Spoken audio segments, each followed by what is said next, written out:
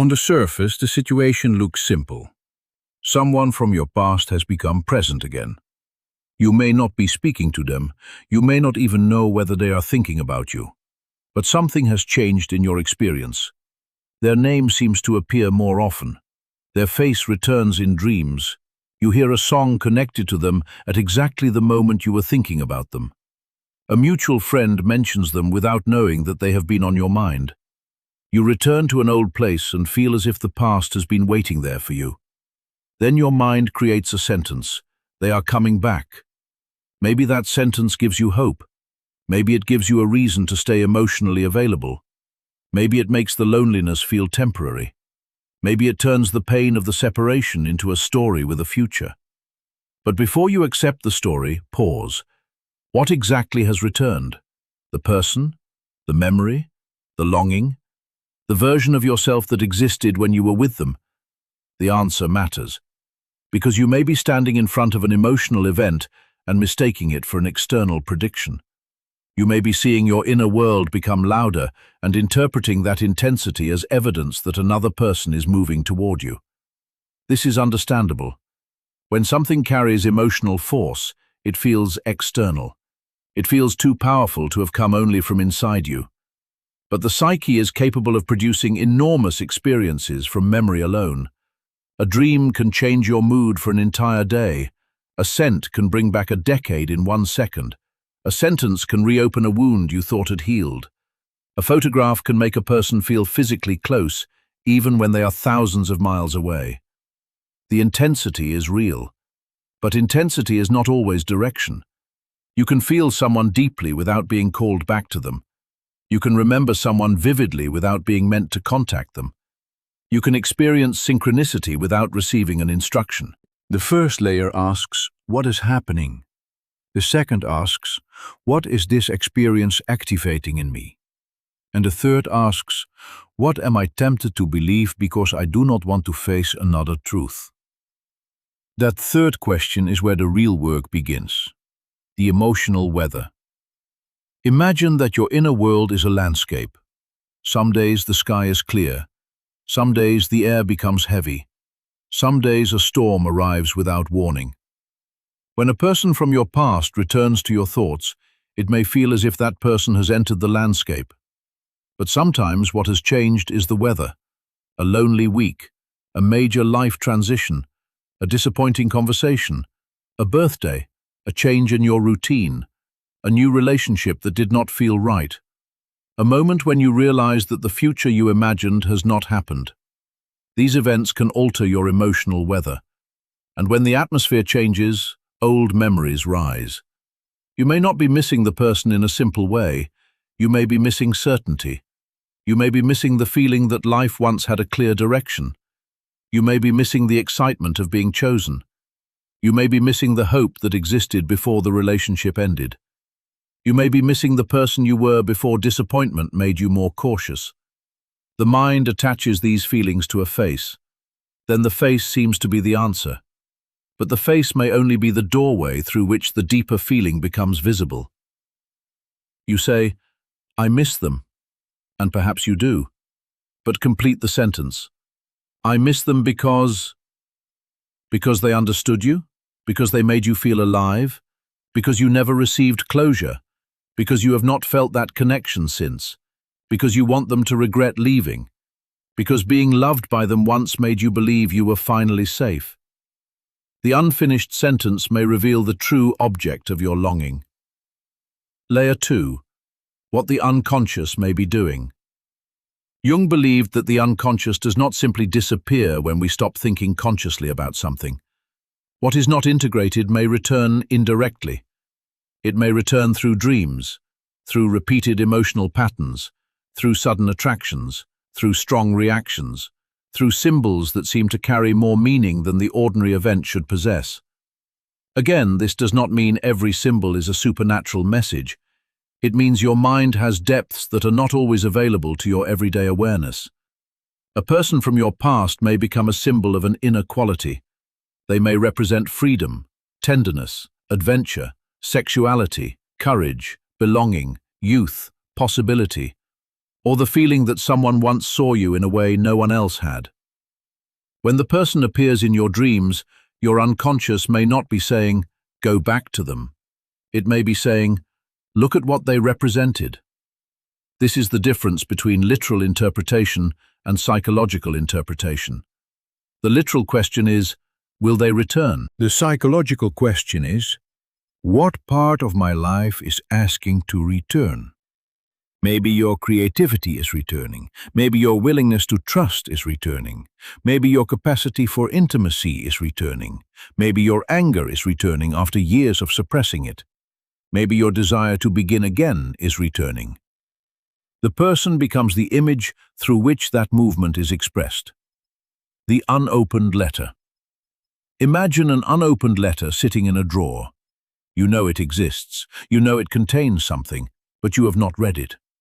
The letter may represent the conversation you never had, the apology you never received, the truth you never said, the goodbye you performed externally but never completed internally.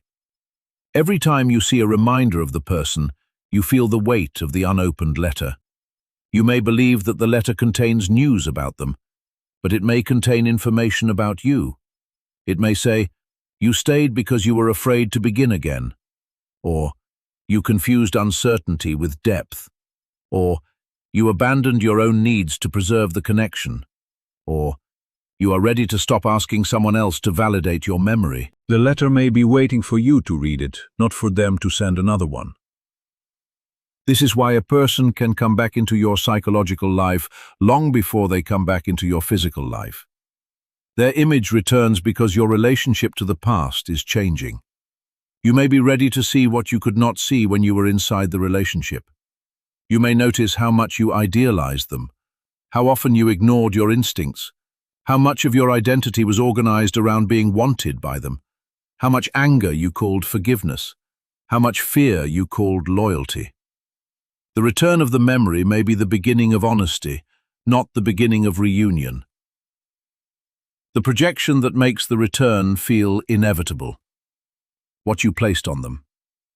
There is a form of projection that becomes especially powerful in love. You do not only see the person, you see what they represent. You see the future you imagined, the home you pictured, the version of yourself that appeared when they looked at you with affection, the answer to a question you had been carrying for years. They become more than a human being, they become a symbol of completion. And when the relationship ends, it feels as if the symbol has been taken away. This is why you may not simply miss the person. You may feel that your identity has been interrupted. You no longer know who you are without the role you played with them. Were you the beloved, the chosen one, the person who finally found home, the person who was going to be rescued from loneliness? If they return, perhaps the old identity can return too. This is why the possibility of reunion may feel more important than the actual qualities of the relationship. You may be waiting for a person to return because you are waiting for the self you were with them to return. But the self you were with them was not owned by them. They may have awakened it. They did not create it. The tenderness you felt was yours. The courage was yours. The joy was yours. The ability to dream was yours. If you can experience those qualities only in connection with one particular person, then you have placed your own inner resources outside yourself. The work of individuation begins when you take them back. The sign may be your own change. Sometimes a person from your past becomes emotionally present because you are becoming someone who can finally understand what happened. You are not the same person who loved them. You have lived through the absence. You have developed new boundaries. You have learned things about your own patterns.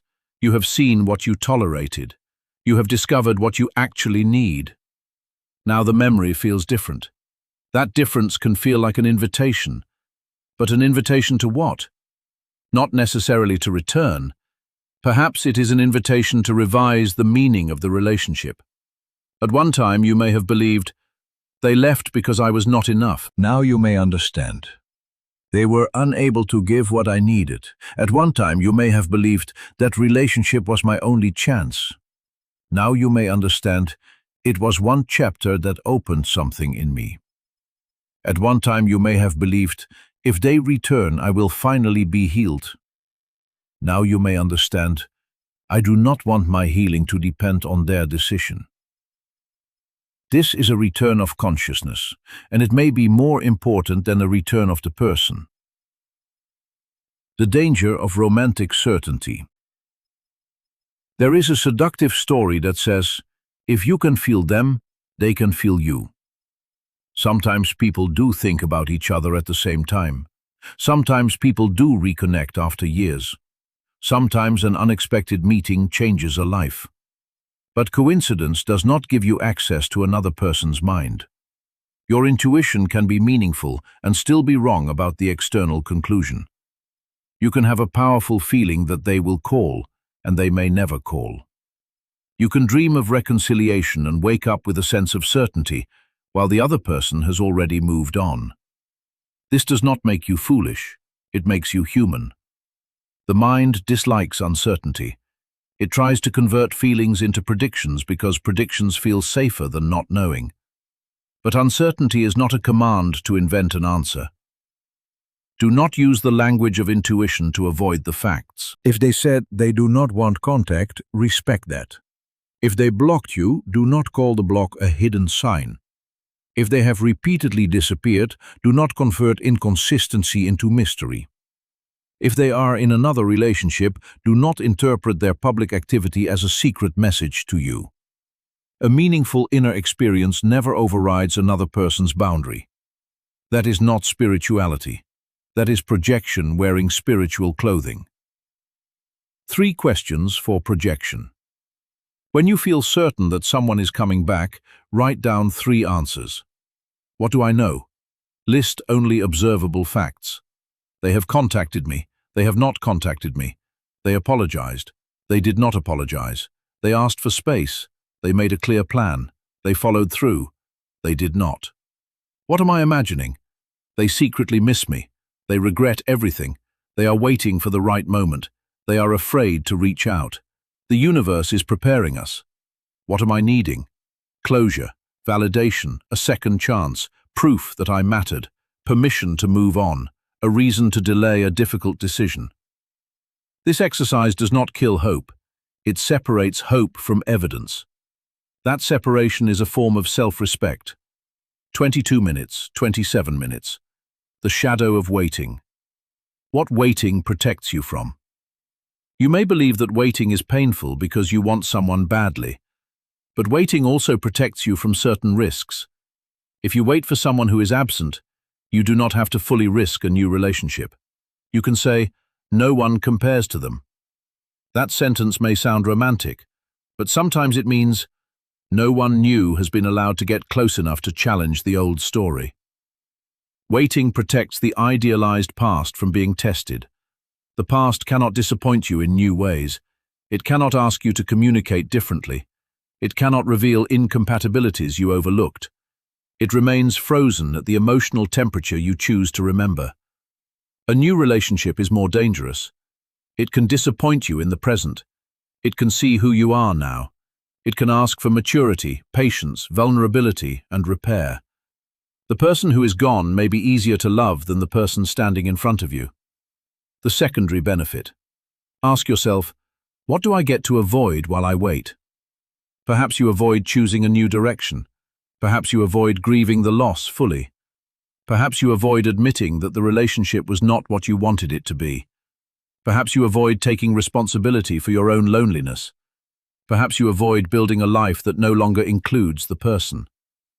This does not mean you consciously chose pain. It means the psyche often prefers familiar pain to unfamiliar freedom. The old pain has rules. You know when it appears. You know what triggers it. You know the story it tells. Freedom is less predictable. Freedom asks, what do you want now? And that question can be more frightening than, will they come back? The shadow phrase. There is a sentence that often reveals the shadow of waiting. I can move on when I know for sure that they are not coming back. But certainty may never arrive. They may return someday. They may not. They may send a message years later. They may think about you without ever contacting you. If your life depends on certainty, Your life remains suspended. You have to create a different condition. I can move forward even without knowing what they will do. That is not giving up on love. It is withdrawing your life from a prediction. You can leave the door unlocked without standing in the doorway all night. You can acknowledge that a future conversation is possible without making it the center of your identity. You can remain open to life without remaining emotionally unavailable to everything else. The person who returns. Let us imagine that they do return. A message appears. Hey, I was thinking about you. Your heart moves before your mind catches up. You feel relief, excitement, fear, anger, hope. You may want to treat the message as the conclusion of the story, but it is only an event. The real questions begin afterward. Why are they reaching out? What do they want? What has changed? What are they prepared to take responsibility for? Are they interested in rebuilding, or are they revisiting a memory? Are they lonely, curious, nostalgic, or genuinely ready? A return is not automatically a reunion. A message is not repair. An apology is not transformation. An expression of missing you is not a commitment. Chemistry is not compatibility. If they return, let reality move slowly. Do not punish them forever, but do not hand them immediate access to the life you rebuilt while they were gone. A healthy return contains clarity. They can speak about what happened without becoming defensive. They can name their part without making you responsible for their entire emotional history. They can tolerate your questions. They can accept your boundaries. They can show consistency when the first wave of emotion fades. The sign is not how intensely they return. The sign is how responsibly they remain. What synchronicity can teach you meaning without prediction? Synchronicity is useful when it deepens your relationship with meaning. It becomes harmful when it replaces your relationship with reality. A coincidence may ask you to pause. It may draw your attention toward a neglected part of your life. It may show you that a memory remains active. It may mark a transition in your identity. It may help you recognize a pattern you are ready to change. But it does not relieve you of judgment. A meaningful coincidence is not a contract. It is not an external authority making decisions for you. It may be like a bell heard in the distance. You can listen. Then you still have to decide where to walk. The compass beneath the skin. Return to the image of the compass. When you think about this person, the compass points toward emotional charge. That charge may indicate desire. It may indicate grief. It may indicate fear. It may indicate envy. It may indicate a part of you that wants to live differently. Do not assume the compass points toward a person. Perhaps it points toward courage. Perhaps it points toward your capacity for intimacy. Perhaps it points toward a creative life you abandoned. Perhaps it points toward the need to speak a truth. Perhaps it points toward the necessity of ending a pattern. The direction is not always back. Sometimes the compass points through the memory and beyond it. 5 possible meanings of the sign. When a reminder of them appears, consider 5 interpretations. The sign may represent unfinished grief. You may not have had a proper ending. You may have been forced to continue functioning before you had time to process the loss. The memory returns because the emotion was postponed. The sign may represent an unlived part of yourself. They may have been adventurous, expressive, sensual, or confident in ways you admired. You may be ready to reclaim those qualities.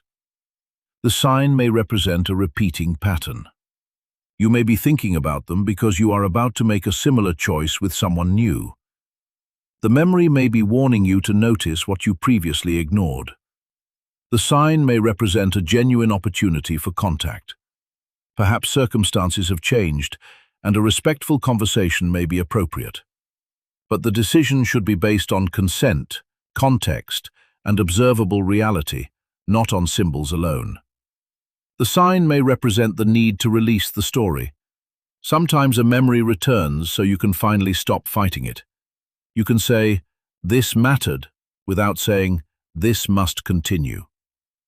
All 5 possibilities are more psychologically useful than automatically assuming reunion.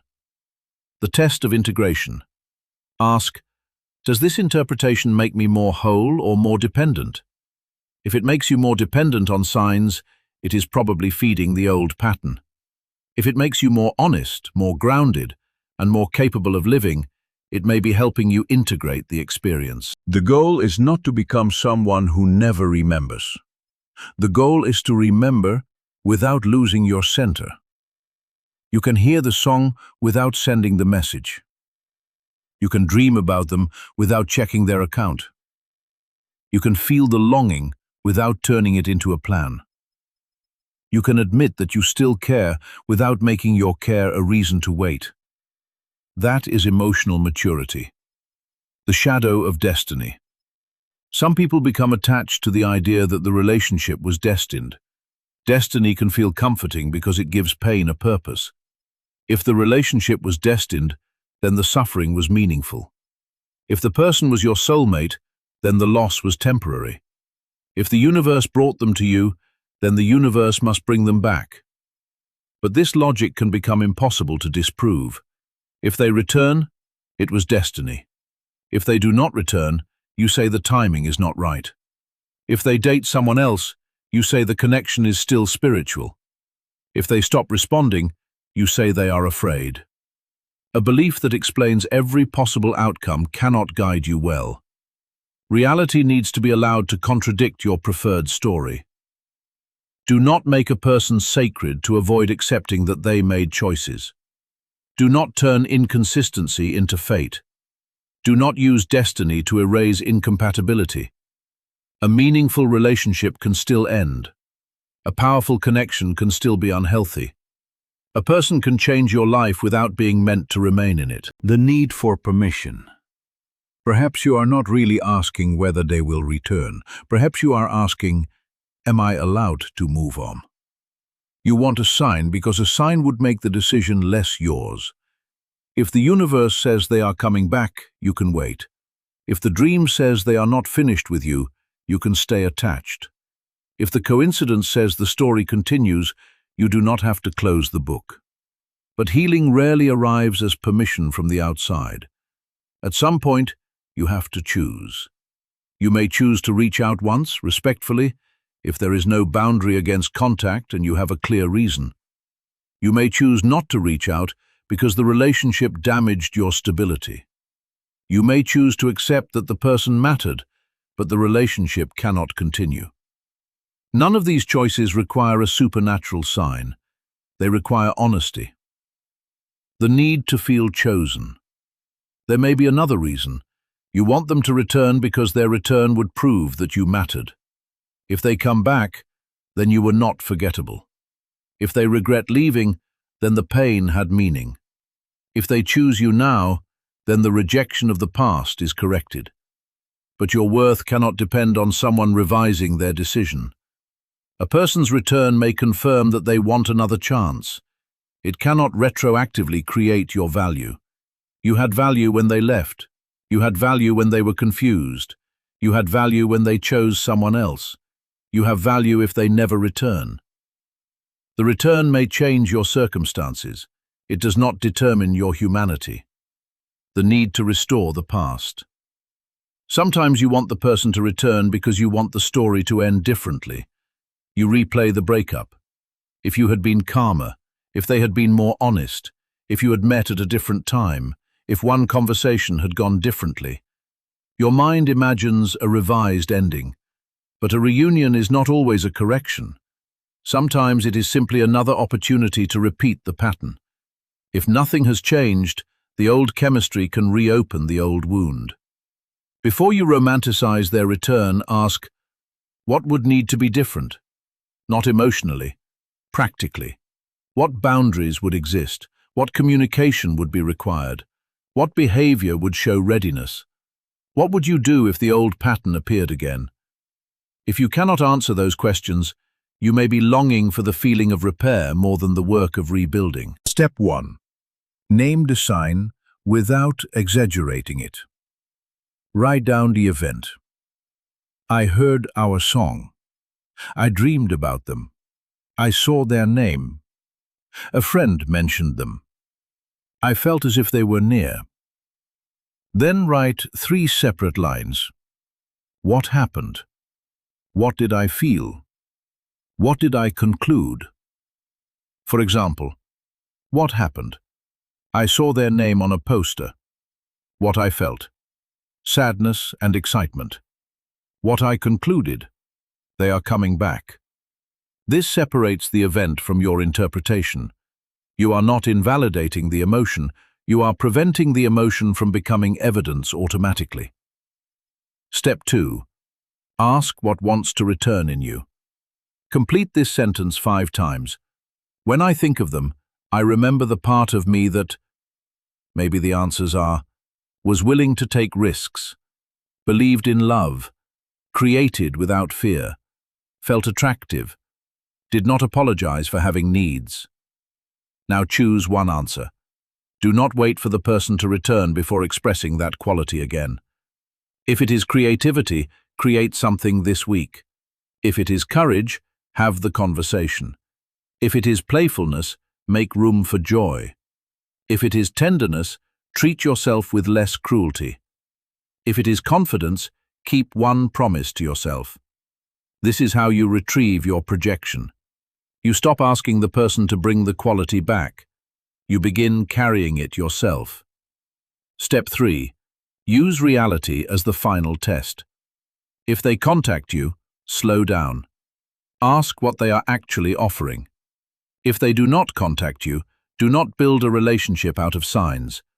Do not send repeated messages because you saw a number. Do not violate a boundary because you had a vivid dream. Do not interpret every coincidence as permission. Let action be action. Let silence be silence. Let your inner experience teach you about yourself without forcing it to speak for another person. This is not cynicism. It is respect. Respect for your own mind. Respect for the other person's autonomy. Respect for the difference between meaning and evidence. Maybe this person is coming back into your life. Maybe they are not. You may never receive the perfect sign that removes all uncertainty. But now you have a better question. Not, are they coming back, but, what is coming back in me? Is your courage returning? Your honesty? Your ability to love without abandoning yourself? Your desire to build a life that does not depend on someone else's decision? That is the return worth paying attention to, because a person can return and find that you are still waiting in the same place. Or you can return to yourself and discover that the place you were waiting for no longer controls you. The meaningful coincidence may not be that their name appeared at the right moment. It may be that you finally recognized what the name was awakening. The dream may not have been a prediction. It may have been your psyche asking you to read the unopened letter. The song may not have been a message from them. It may have been a message from the part of you that still wants to live. If they return, let them return through clarity. Let them speak. Let them show up. Let them take responsibility. Let them demonstrate consistency. Do not make the return beautiful before it becomes trustworthy. And if they do not return, do not assume that the meaning disappeared. Some people enter your life to stay. Others enter your life to awaken a part of you that you must eventually carry forward alone. You can honor what happened without reopening what harmed you. You can be grateful for the connection without turning it into a lifelong sentence. You can still love someone and choose not to wait for them.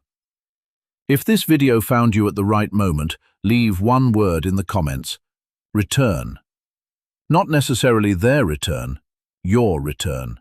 Your return to your body, your return to your values, your return to the life you postponed, your return to the part of yourself that existed before you made another person the center of your future. The sign you have been searching for may not be outside you. It may be the moment you stop asking absence to give you direction.